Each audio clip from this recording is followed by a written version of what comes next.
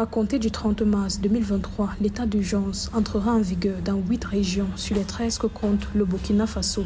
La mesure gouvernementale décrétée le 24 mars à l'issue d'un conseil des ministres intervient conformément à la loi du 14 mai 2019 portant réglementation de l'état de siège et de l'état d'urgence dans le pays. Elle vise notamment le renforcement de la lutte antiterroriste.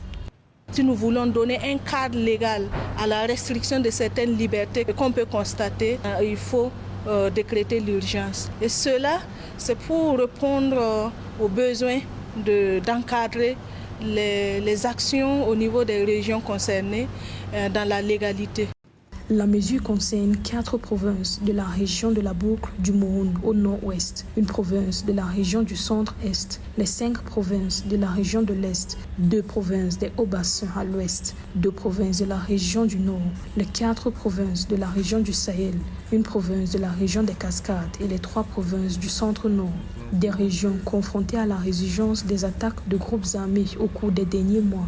La mesure permettra de faciliter les opérations militaires, de renforcer les moyens juridiques et de restreindre certaines libertés dans le but de lutter efficacement contre le terrorisme dans ces régions, indiquent les autorités.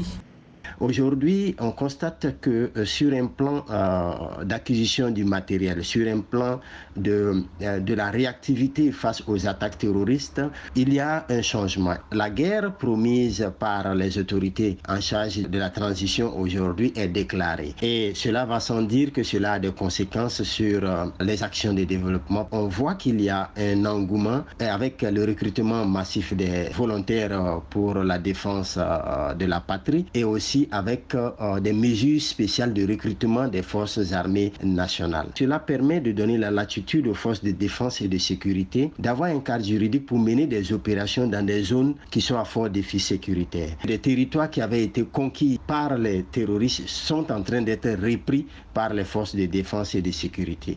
Alors, il y a des victoires certes, mais la lutte ne fait que commencer. Depuis le 10 mars 2023, l'armée burkinabé a multiplié les offensives contre les groupes armés en effectuant plusieurs opérations aériennes dans les localités en proie au terrorisme.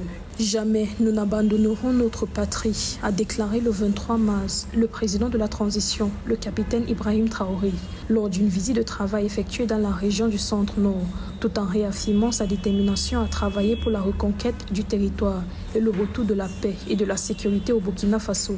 Selon des chiffres officiels, les attaques terroristes dans ce pays d'Afrique de l'Ouest ont fait de nombreuses victimes et près de 2 millions de déplacés internes, alors que plus de 40% du territoire échappe au contrôle de l'État.